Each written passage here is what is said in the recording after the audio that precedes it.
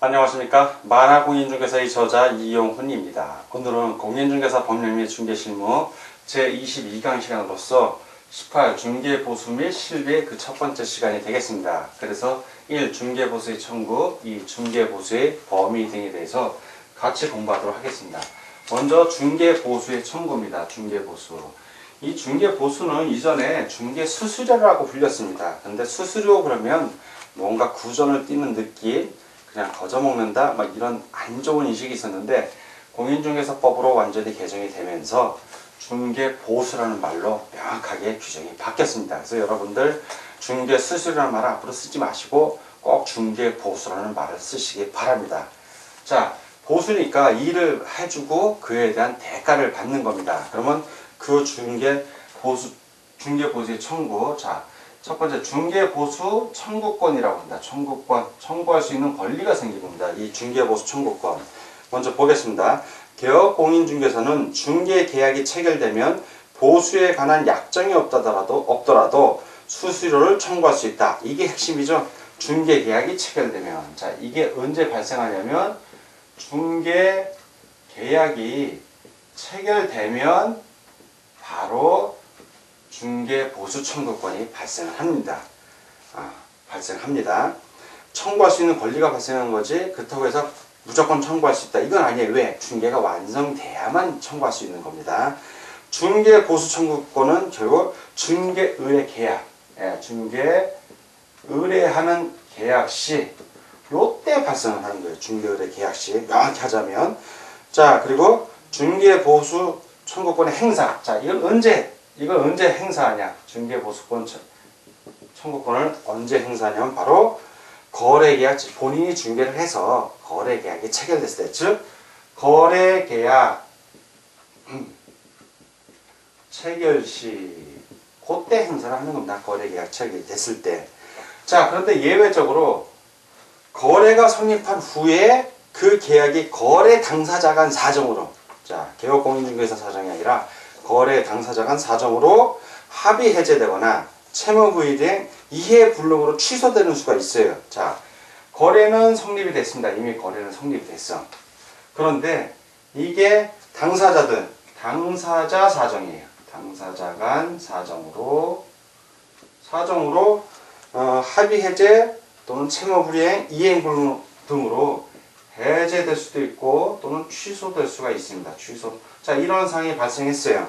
그러면 거래가 안 된 거잖아요. 자, 이 경우에는 어떻게 되는가? 바로 이 경우에는 여전히 중개보수 청구권은 유효하다. 중개보수권은 유효한 겁니다. 그래서 중개보수 청구권 유효함으로 거래가 이미 됐잖아요. 그러니까 개업공인중개사가 중개를 완성했기 때문에 중개보수를 청구할 수 있는 겁니다.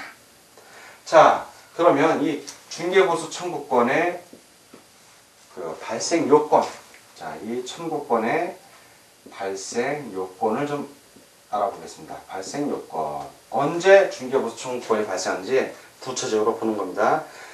첫 번째, 그 발생 요건 첫 번째, 중개의뢰 계약이 존재합니다. 구두 의뢰 계약도 관해요.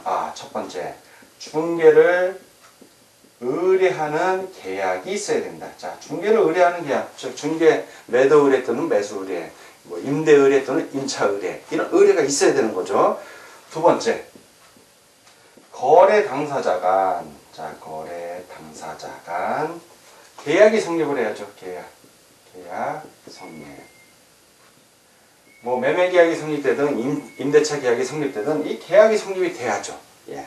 이게 성립이 돼야 중개를 통해서 성립이 됐기 때문에 중개 일을 한 대가를 받을 수 있는 권리가 생깁니다.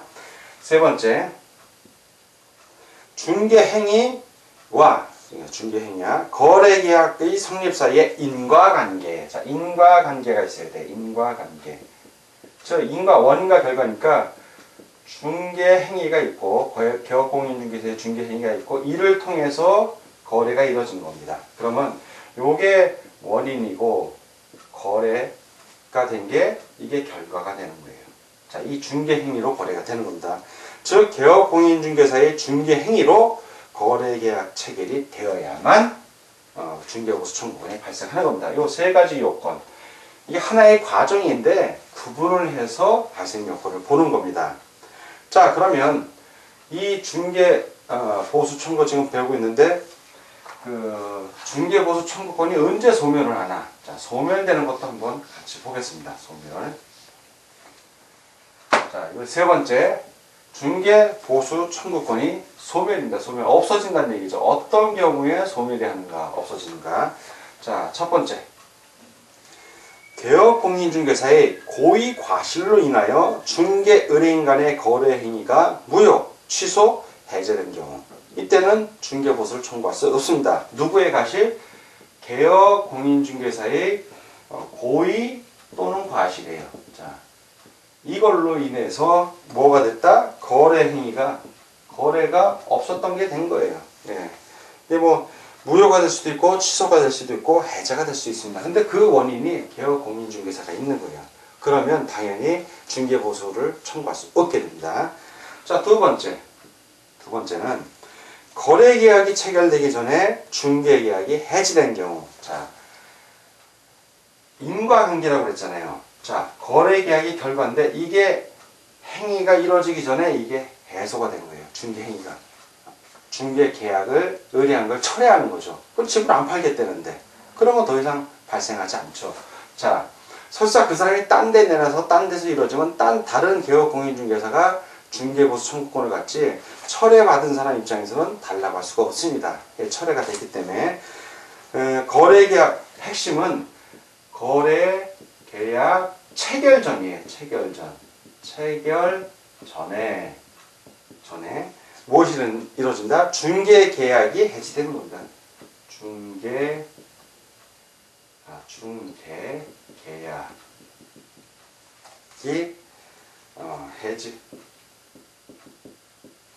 해지하고 해제는 여러분들 알죠? 해지는 지속적인 그 상황, 해제는 그 일회성. 그러니까 지금은 이건 일회성이라 하지만 이 경우에는 중개계약이 어떤 과정을 갖고 있는 것보다 중간에 이제 해지를 하는 거니까 해지라는 표현이 됩니다.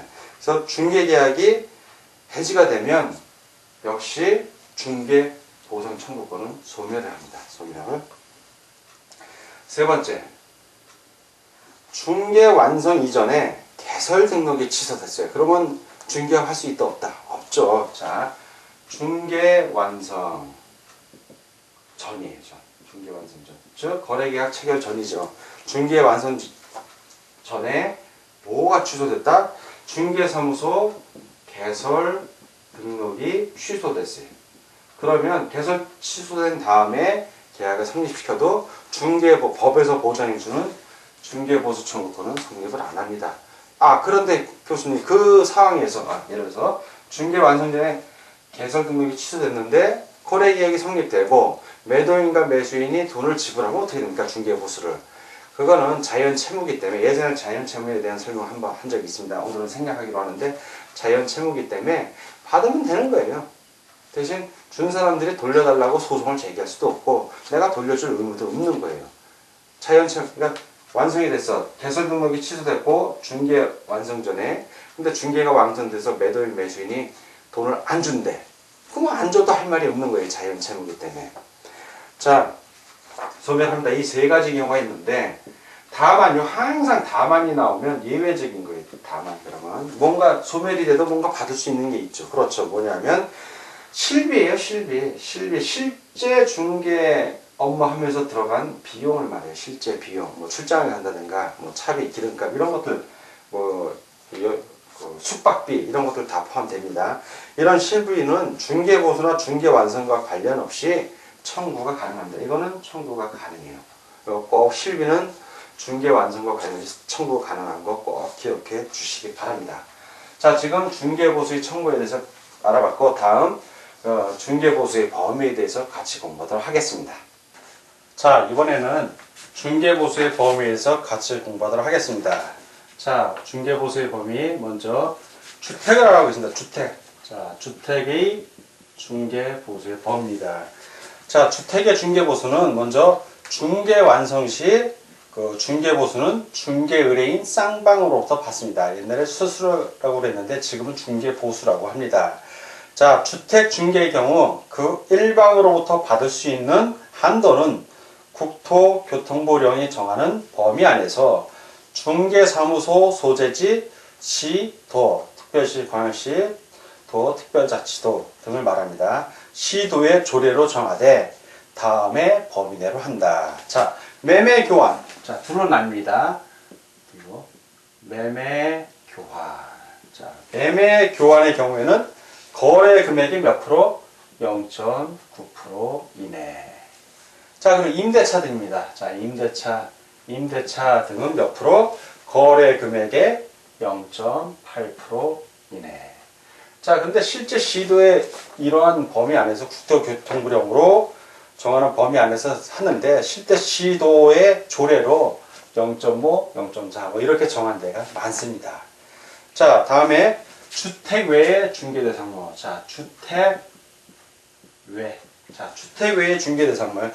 역시 주택 외의 중개 대상물 역시 그 중개 보수는 중개 의뢰인 쌍방으로부터 양쪽으로 받습니다. 자, 그런데 둘로 나뉘어요. 이거는 뭘로 나뉘냐면 첫째는 오피스텔. 자, 오피스텔. 두 번째는 오피스텔 이외. 자, 오피스텔 외의 경우 이렇게 나뉩니다. 먼저 오피스텔이 주택으로도 많이 활용되기 때문에 이 규정을 넣은 겁니다. 역시 위하고 똑같아요. 매매 교환의 경우가 있고 임대차 이렇게 둘로 나뉩니다. 그래서 오피스텔의 경우에는 뭐 당연히 쌍방으로 받는데 한쪽이 내는 금액이 거래 금액의 0.5% 이내. 자, 그리고 임대차 등은 거래 금액의 0.4% 이내입니다. 0.4% 이내. 자, 그러면 요 주택 외 중에서 오피스텔 외의 경우 나머지 건 어떻게 되는가? 자, 나머지의 경우는 거래 금액의 몇 프로? 0.9% 이내. 자, 이내에서 중개 의뢰인과 개업 공인중개사가 상호 협의해서 결정을 합니다. 상호 협의. 자, 이렇게 주택은 매매 교환 0.9% 이내, 임대차 0.8% 이내. 근데 여기서 핵심은 요게 요대로 적용되는 게 아니라 시도 조례로 정하되 요 범위 내에서 시도 조례를 정하는데 시도 조례가 주로 0.5%, 0.4% 이렇게 정한 데가 많다는 걸 꼭 기억해 두십시오.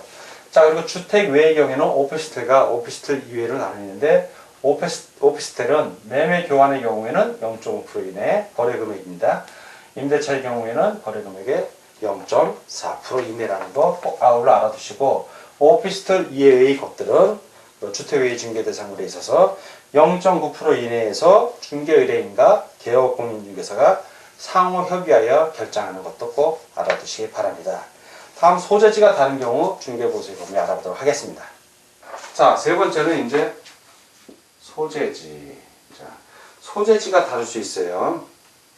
소재지가 다른 경우 무슨 소재지가 다르냐면 중개 대상물 소재지하고 중개 사무소 소재지가 다른 거예요. 자, 이 소재지는 중개 대상물 소재지가 있을 것이고 또 하나는 중개 사무소. 이 소재지가 다른 거예요. 이게 다른 거예요. 예를 들어서 서울특별시에 있는 중개 사무소가 있는데 부산에 있는 중개 대상물을 거래할 수 있습니다. 이게 소재지가 다르면 어느 걸 기준으로 할 것인가 이게 핵심이에요. 자, 공인중개사법에는 어떻게 됐냐면 개업 공인중개사의 사무소 소재지를 관할하는 시도조례가 정하는 기준에 따른다. 자, 이럴 때는 뭐가 기준이다? 그렇죠. 개업 공인중개사가 있는 이 중개사무소가 있는 이쪽에 시도, 이쪽 시도 조례를 따라요. 이쪽 시도. 자, 대상물을 따르는 것이 아니라 사무소, 개업 공인중개사의 중개사무소가 있는 시도의 조례를 따른 거. 자, 마찬가지로 분사무소의 경우에는 분사무소. 자, 분사무소가 있어요. 분사무소도 중개를 합니다. 그러면 법인의 분사무소. 이 분사무소가 소재하고 있는 주소를 생각하면 돼요. 분사무소 소재, 분사무소의 시군구청 소재지를 생각하면 됩니다. 관할하는 시도의 조례가 정하는 기준을 따르게 됩니다. 자, 이제 네 번째입니다. 네 번째. 주택은 주택인데 면적에 따른 중개보수 적용이 조금 다릅니다. 자, 주택의 면적. 주택의 면적. 자, 첫 번째. 중개 대상물인 건축물 중 주택의 면적이 2분의 1 이상인 경우. 자, 이 주택의 면적이 2분의 1 이상이에요. 건축물 중에 상가하고 주택이 붙어 있는 경우가 있습니다. 그거를 한꺼번에 중개하는 경우를 말합니다. 중개 대상물인 건축물 중 주택의 면적이 2분의 1 이상이면 이 경우에는 주택에 대한 중개보수 규정을 따른다. 이 규정을 따른다는 얘기예요. 자, 그리고 두 번째는 이 주택의 면적이 2분의 1, 주택의 면적이 2분의 1 미만. 그러니까 2분의 1이면 주택을 따르는 겁니다. 이상이니까. 근데 2분의 1 미만, 2분의 1이 안 되는 거예요. 주택의 면적이. 이럴 때는 뭘 따른다? 주택 외의 중개 대상물 중개보수 규정 적용. 주택 외의 중개 대상물 중개보수. 자, 다섯 번째 중개보수 범위에서 우리가 배워야 될 것 다섯 번째는 상한 요율을 명시해야 돼요. 상한 요율. 이게 이거는 상한 보수죠, 보수. 옛날 수수료에서 요율이라고 하는데 지금은 상한 보수입니다. 보수. 금액을 명시하는 거예요. 상한 보수를 명시. 그래서 개업공인중개사는 주택 외의 중개 대상물에 대하여 중개 보수 0.9%죠. 최대. 요율의 범위 안에서 실제 자기가 받고자 하는 중개 보수의 상한 금액이죠. 그 중개 보수 그 실비의 요율 및 한도의 표.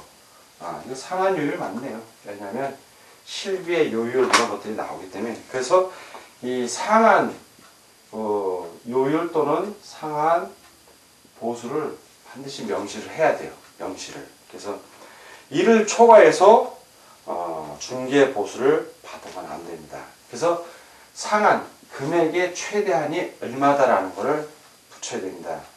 그 공인중개사가 붙여야 될 거 이제 등수자복 여러분들 기억나세요? 중개사무소 안에 잘 보이는 곳에 붙여야 될 거 네 가지. 자, 등록증. 중개사무소 등록증.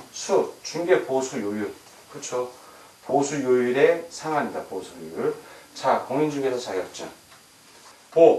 보증 설정 서류 있죠. 보증을 증명하는 보증을 증명하는 그 설정 서류. 그 네 가지를 붙여놔야 됩니다. 그 중개 보수와 관련된 이 수, 그게 바로 중개 보수 요율하고 실비의 한도액을 명시를 합니다.